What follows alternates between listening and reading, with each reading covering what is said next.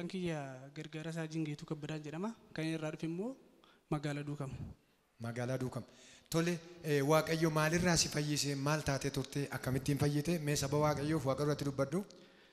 Bara darbe waggaa yoonaa toonsilii fakkeessitu na qabate jechuudha jalqaba. Qoonqoo kiyya keessa baay'ee na dhukkubaa ture. Qoricha garaagaraa achuma bishooftuudhaallee magaalaa Duukamillee bakka garaagaraa deemee yaalamaa ture. Wantichi alaarjikii ta'eera jedhaniitu qoricha garaagaraa naa kennaa turan jechuudha. Tole. Dhumarra naannoo ji'a lamaa ol hojii gadhiisee ciisaa ture jechuudha. Baay'ee na dhukkubee ture.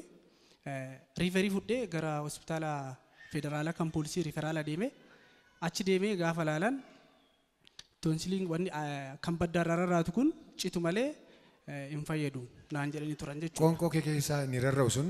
Haa cituu jedhan. Tole. Isa booda qoricha naa kennanii hiriyoonni kiyya doktoroonni baay'een jiru gaafa qorichicha narratti ilaalaniitu hin mursiisinii yoo mursiiste riskii qaba hundaaf hin milkaa'u naan jedhanii turan jechuudha. Kanarraan kan ka'e baay'ee waan na dhukkubee tureef yeroo sanatti bakka du'aa fi gaaddidduu du'aa jala kanneen deddeebi'aa ture jechuudha. Akka amma haasa'u kana miti jechuudha. Baay'ee na dhukkubeera waan ta'eef jechuudha. Isa booda mee maal gochuu hin dandeessu yeroo si dhukkubu sana maal gochuu hin dandeessu? Nyaata nyaachuudhaaf baay'ee na rakkisa. Tole. Dubbachuudhaaf keessumaa gara galgalaa qilleensi xiqqoo qorreera taanaan anaan dhukkubbiin natti ka'achuudha. Na waraanaa. Tole. Gorora liqimsuu hin danda'u. Asii gadi dheerateetu jechuudha. Tole. Isa booda achi deemee immurra gaafa naan jedhan anis keessa kootti ni manne.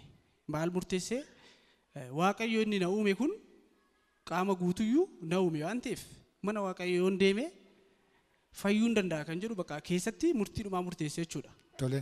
Sababiin isaa yoo du'aan eegaa ture malee ofirratti jiraadheetaniin har'agaa kan jedhu natti mul'achaa hin turre waan ta'eef jechuudha yeroo sana. Sababii dhukkubi kun sitti ulfaateef jechuudha. Baay'ee na dhukkubee dhumarratti as geestaawusii dhufee Tole. namni Waaqayyoo ergamaa ga'e ta'uun na qabatanii na kadhatanii ati bilisa dhuga baatii fidi jedhanii ani yeroo muraasaaf qaamni kiyya waan garmalee na dadhabeef gara lafa dhaloota kiyyaa lixa shawaa deeme. Tole. Na dhukkubuu barbaannaan hospitaala naannoo sana jiru deemee jechuudha. Tole. Achi deemee doktorri ispeeshaalistiin tokko jira na laalee ka'eetu nama biraa osoo yaalu na fudhatee ba'eetu kottu naan jedhe natti ibsee keessa isaa laalee addatti na baasee laalee ka'eetu ati sirumayyuu dhukkuma waan jedhamtu hin qabdu naan jedhan. Erga namni Waaqayyoof galataa Waaqayyoof galataa. Amma gaa mana yaalaa as Finfinnee irratti hacitu siin jedhanii isa gidduutti ati kutuu dhiiftee dhufte. Kana booddee dhuma irratti akkuma ammaa isaa jirtu kana ture jechuudha. Anamma mursiisuudhaaf maatiin kiyyallee nama Waaqayyooti waan ta'eef an dhaladheetoo nama Waaqati waan biraan barree akka muramneedhan. Sababiin isaa dhaqiitii waldaatti sifaa kadhatamu. Isaanillee na jajjabeessa turanii naafillee kadhachaa turanii. Kanarraan kan ka'e isa dhumaati jechuudha. Kan dhumaa namni waan dhumaa murteessa waan ta'eef as dhufee namni Waaqayyoo naa kadhatanii hambilisan bahee hunda'umnan ture. Kanaaf oo xiqqaate ji'a 8-9 ol ergan fayyee jechuudha. Sababii garagaraatiif as dhufuu hin dandeenye.